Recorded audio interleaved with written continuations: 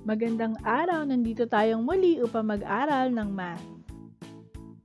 Ang i-discuss natin ngayon ay tungkol sa mga undefined terms sa geometry.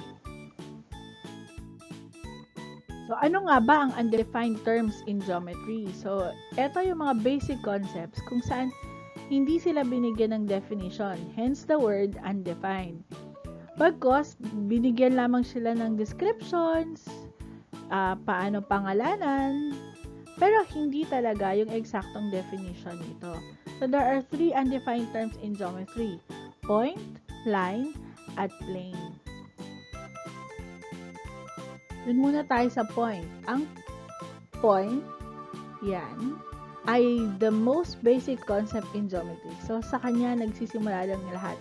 Sabi nga, siya yung building block ng lahat ng concept at definition natin when it comes to figures in geometry, no? So, meron lamang itong location, wala tong size.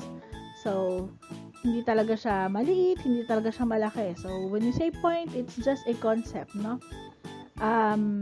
It can be represented by a dot, katulad nung meron tayo ngayon, yung red na yan. At pwede itong bigyan ng pangalan gamit yung capital letter.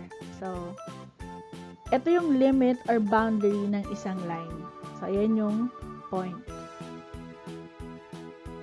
Yung line naman, it is a set of points. So, yung mga points, kapag pinagdikit-dikit natin siya, it's called a line.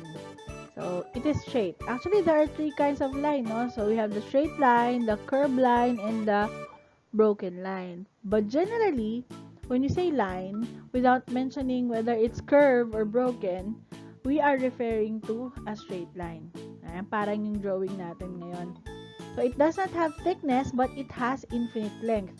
Kaya nga, pag nagdo-drawing tayo ng line, nilalagyan natin ng arrowhead dun sa magkabilang dulo to represent that it can be extended indefinitely in both direction. So, kapag pinangalanan natin to, gumagamit tayo ng lower script letter, isa lang. So, that's line L. Or, pwede rin, gagamit tayo, kukuha tayo ng kahit anong point, dalawang point lang, dun sa line, kahit anong point ang meron doon. And then, we write it as line AM, no? So, ang line daw, ang limit or boundary ng isang plane. Yung plane naman, meron daw siyang length sa width, pero wala siyang thickness. At isa siyang flat surface. Ayan, so, flat. Pero sinasabi rin na it is an enclosed figure. So, hindi ibig sabihin na plane dapat straight na yung kanyang mga gilid, no?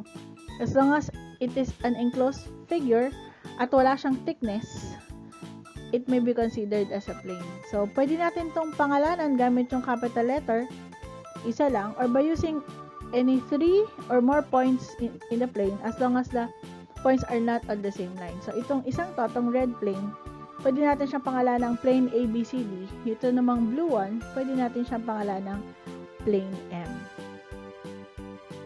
Tandaan natin na ang konsepto ng points, lines, at planes ang fundamentals ng geometry. At gamit itong mga undefined terms na to, maaari na nating i-define yung iba pang terms of figures na ginagamit sa geometry.